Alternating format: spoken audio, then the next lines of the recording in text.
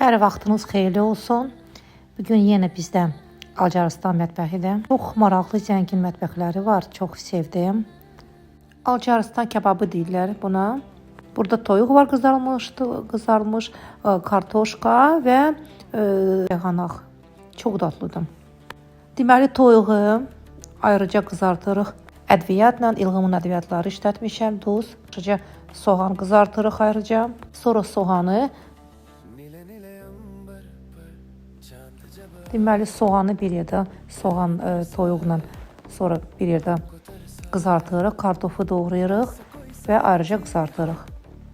Bu da yumurtadır. Yumurtaya duz istiot vururuq göyərtəyə və kartoşkanın üstünə tökürük.